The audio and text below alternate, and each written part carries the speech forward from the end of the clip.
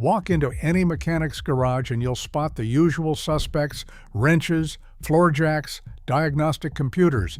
But look a little closer at the workbench and you'll notice something strange: toothpaste, a box of baking soda, a bottle of hand sanitizer. That's because the best mechanics know a little secret. Some of the priciest car problems have fixes sitting in your house right now. Here are 9 of them that can save you hundreds. Let's dig in. Number 1. Restore foggy headlights with toothpaste. If your headlights have gone from crystal clear to cloudy, hazy, and yellow, you're not imagining things, and you're definitely not alone. That fog is a chemical process called oxidation. Modern headlights aren't made of glass anymore. Since the 1980s, automakers switched to a lightweight, shatter-resistant plastic called polycarbonate. The problem is that polycarbonate has one big enemy: the sun. Every headlight leaves the factory with a thin, clear coating that blocks UV rays, but after a few years of sunlight, road grime, and pollution, that coating breaks down, and the plastic underneath starts to yellow. Now, a brand new pair of headlight assemblies can run you a few $100s, and even a professional restoration will cost you around $50 to $100. But here's the mechanic's trick: grab a tube of regular toothpaste, not the fancy gel kind. You want the paste that contains those mild abrasives, usually silica or baking soda. Those tiny gritty particles are the whole point. When you rub toothpaste onto the lens with a damp cloth in small circles, those abrasives physically scrub away the oxidized top layer of plastic, revealing the clearer polycarbonate underneath. Spend about 5 to 10 minutes on each headlight, adding a little water as you go, then rinse it all off and let it dry. You'll be genuinely shocked at the difference. Many people report their lights looking 70 to 90% clearer, which makes a huge difference for nighttime visibility and safety. One honest heads up: this is a temporary fix, not a miracle cure. Since toothpaste doesn't replace that UV coating, the haze will slowly creep back over a month or 2. So here's the pro move to make it last. After your headlights are clean and completely dry, rub on a coat of car wax. That adds a protective barrier and buys you a lot more time before you have to do it again. Number 2, clean battery corrosion with baking soda. Pop your hood and take a look at your battery terminals. See that crusty white, blue, or greenish powder building up around the posts? That's corrosion, and it's a bigger deal than it looks. That gunk creates electrical resistance, which means your car might crank slowly, struggle to start, or refuse to start at all. Plenty of people have paid for a tow or a new battery when the real problem was just a dirty terminal. Now, you've probably heard the old trick about pouring Coca-Cola on it. And yes, the phosphoric acid in cola will react with corrosion. But here's what mechanics will tell you: cola leaves behind sugar and a sticky caramelized film that actually attracts moisture and dust, which can make your corrosion problem come back even worse. So skip the soda. The real move is baking soda. Corrosion from a lead-acid battery is acidic, and baking soda is a base, so it instantly neutralizes that acid buildup instead of just dissolving it. Here's how to do it safely. First, with the engine off, disconnect the negative terminal. That's the black one, usually marked with a minus sign, and then the positive. Always negative first. This prevents accidental sparks. Then, mix about a tablespoon or 2 of baking soda into a cup of water to make a paste or solution, and scrub the terminals with an old toothbrush or a wire brush. You'll actually see it fizz as it neutralizes the acid and loosens the crust. Once it's clean, rinse the terminals with a little clean water and dry them thoroughly before reconnecting. Positive first this time, then negative. This 10-minute job costs you pennies, and it can spare you a $100 plus battery you didn't even need, plus the tow bill to go with it. It's one of the single highest value things you can do under your hood. Number 3, stop corrosion before it starts with petroleum jelly. So you just cleaned those battery terminals with baking soda. Nice work. But here's the follow-up move that separates the people who do this once a year from the people who never have to think about it again. A thin smear of petroleum jelly, the same plain Vaseline sitting in your medicine cabinet. To understand why this works, you need to know why terminals corrode in the first place. That crusty buildup forms when battery gases, moisture, and oxygen in the air all meet the metal of your terminals and react. It's essentially a slow chemical reaction that needs air and humidity to keep going. So, if you can seal the metal off from air and moisture, you starve that reaction before it can start. That's exactly what petroleum jelly does. After your terminals are clean and completely dry, reconnect them, then rub a thin coat of petroleum jelly over each terminal and clamp. It forms a water-repelling, air-blocking barrier that keeps the metal protected. As a bonus, it also helps keep the connection snug and conducting properly. This is a genuine mechanic and roadside service staple, and it costs you almost nothing. A tub of petroleum jelly is a couple of dollars and will outlast several cars. Compare that to the slow crank, no-start headaches, and the potential jump starts, tows, and premature battery replacements that corrosion causes down the line. A dab of jelly twice a year is one of the laziest, cheapest pieces of preventive maintenance there is, and mechanics quietly swear by it. If you'd rather, the auto parts store version is called dielectric grease, but honest to goodness, the jelly in your bathroom does the job. Number 4. Stop a windshield crack from spreading with clear nail polish. Picture this. You're cruising down the highway, a rock kicks up off a truck, and tink, suddenly there's a chip in your windshield. Here's the scary part most people don't know. Glass expands when it's hot and contracts when it's cold, so that tiny chip is under constant stress. One hot afternoon or one freezing night, and that little ding can suddenly race across your entire windshield. And once it's too big to repair, you're looking at a full windshield replacement, which can easily run you a few $100s. But there's a trick sitting in a purse or a bathroom drawer that can buy you precious time: clear nail polish. This isn't some internet myth either. It's a fix that auto glass professionals themselves recommend when you're in a pinch and can't get to a shop. Here's how it works. That nail polish seeps down into the chip and hardens, sealing it off. That does two things. It keeps dirt, water, and grit out of the crack, and it holds the edges of the glass together, resisting the expansion and contraction that makes cracks spread. To do it right, first pull into a shady spot. You don't want sunlight drying the polish too fast. Clean the chip with a little rubbing alcohol, or in a real pinch, hand sanitizer, so the polish bonds to clean glass. Then apply a generous coat right into the chip, covering it completely, and let it dry. 2 honest notes. First, this is a temporary fix to stop the spread. It's not a permanent repair, so still get to a shop soon. Second, be aware that heavy nail polish or super glue in a chip can sometimes make a clean professional repair harder, so use just enough to seal it. Even so, if the choice is between a 10-cent dab of polish that saves your windshield on a road trip or a several $100 replacement, that's an easy call. Number 5. Find a slow tire leak with dish soap. Here's a maddening situation.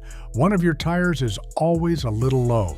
The pressure warning light keeps popping back on every week or so, but when you walk around the car and stare at the tire, there's nothing there. No nail sticking out, no obvious hole, nothing. That's a slow leak, and the source is often completely invisible to the naked eye.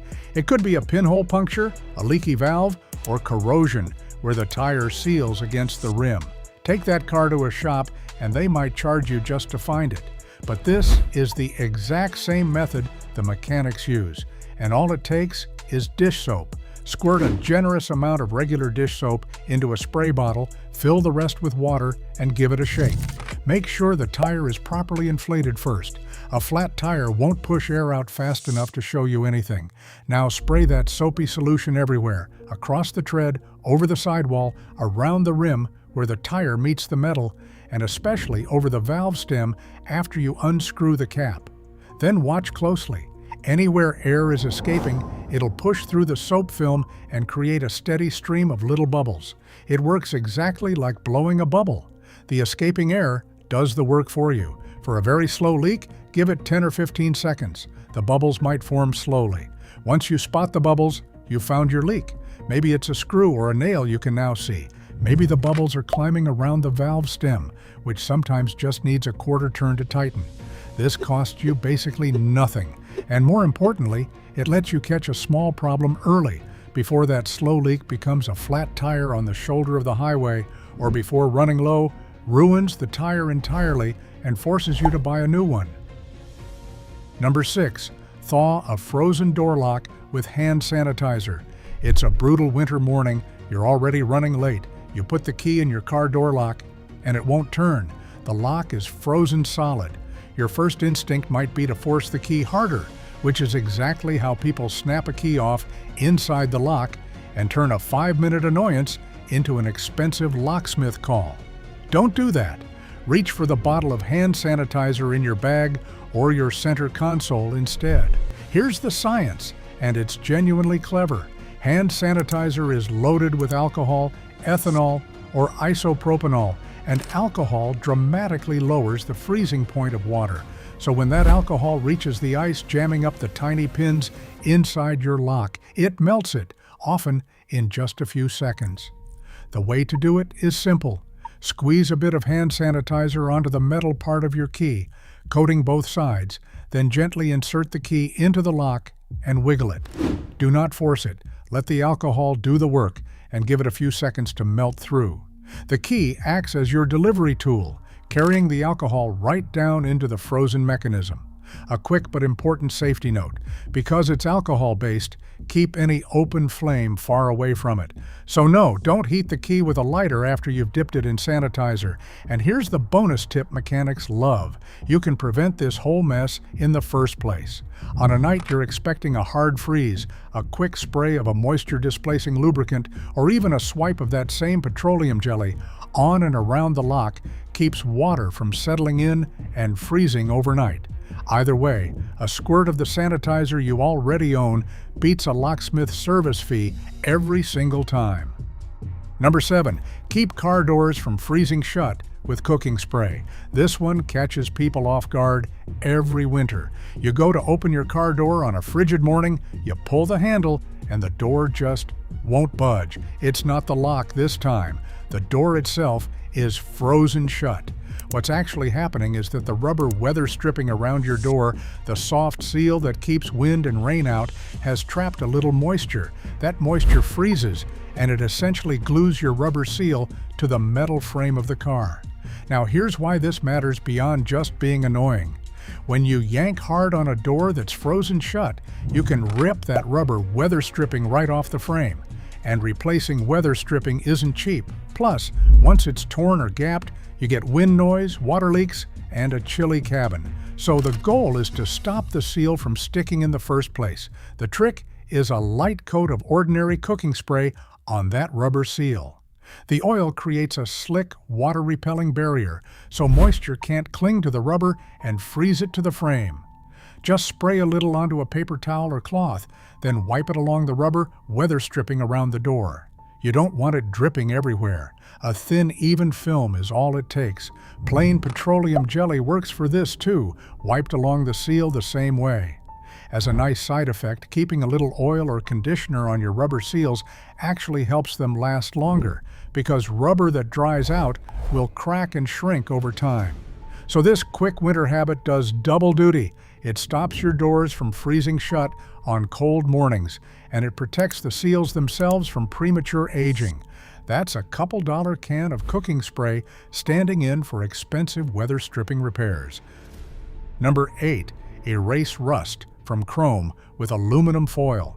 If your car, truck, or motorcycle has any chrome on it, a bumper, trim, mirror caps, or exhaust tips, you've probably watched little freckles of rust start creeping in over the years. It looks terrible, and the usual solutions are grim, expensive specialty rust removers, or if it gets bad enough, sending the part off to be re-chromed, which can cost a small fortune. But mechanics and old-school restorers have a trick that sounds too simple to work, using something from your kitchen drawer: aluminum foil. Here's the part that's genuinely fascinating, because there's real chemistry behind it. Crumple up a piece of foil and dip it in water, then rub it gently over the rust spots. As you rub, the aluminum reacts and forms a substance called aluminum oxide right there on the surface. That aluminum oxide is a superfine polishing compound, and crucially, aluminum is softer than chrome, so it lifts the rust away withaut scratching the shiny finish underneath. On top of that, the aluminum and the rusty iron form a mild galvanic pair in the water, which helps loosen the rust's grip. In plain English, the foil creates its own gentle polish that eats the rust but spares the chrome. To do it, tear off a piece of foil, crumple it into a loose ball, and dip it in water. For a little extra kick, you can dip it in cola instead. The mild acid helps, but water alone works fine. Then rub the rusty spots in small circles with light, even pressure. You'll see a brownish-gray residue come off onto the foil. That's the rust breaking down. Keep everything wet, work small areas at a time, and wipe clean with a cloth as you go. One important limit: this is for light surface rust only. If the chrome plating is already flaking off and the metal underneath is deeply pitted, foil won't bring it back. But for those early rust freckles, it can make old chrome shine like new in about a minute per spot for the price of a sheet of foil. Number 9. Limp home on a broken belt with pantyhose. We're ending with a legendary emergency trick, the kind of thing that saved road trippers from a very expensive tow. Picture it, you're miles from anywhere, and the belt that drives your engine's accessories snaps. Depending on the belt, that can mean no power steering, no charging, or an overheating engine, and a tow truck way out in the middle of nowhere can cost you a serious chunk of change. Enter one of the oldest hacks in the book, a pair of pantyhose or nylon stockings used as a makeshift belt. Here's why it works. Nylon is surprisingly strong and has a lot of grip. If you loop the stockings around the pulleys the same way the belt ran, then tie them off as tightly as you possibly can. That nylon can create just enough friction on the pulleys to turn them, enough to limp you a few miles down the road to a shop instead of sitting on the shoulder waiting for a truck. Now, I promised you the truth in this video, so here's the honest version. This trick works best on older vehicles that use what's called a V-belt system, because those have deep grooved pulleys that grab the nylon well. Most modern cars use a single flat serpentine belt with smooth, wide pulleys, and on those, pantyhose is much more likely to slip off or melt. So think of this as a genuine last-ditch, get me to the next exit move, not a permanent repair. You'll want a real belt installed as soon as you reach help. And here's the mechanic's actual pro tip that beats all of this. When you replace your belt during regular maintenance, toss the old but still usable one in your trunk. If a belt ever snaps, you've got a real spare that fits perfectly. No jury rigging required. But if you're caught with nothing, that pair of stockings just might be the difference between a cheap fix and an expensive tow. And there you have it, 9 cheap household products that mechanics quietly use to save serious money. The next time your car gives you trouble, take a look in your kitchen and bathroom before you reach for your wallet. If this video saved you a few bucks, smash that like button and share it with a friend who's always at the shop. And hit subscribe with notifications on so you never miss a video. Thanks for watching.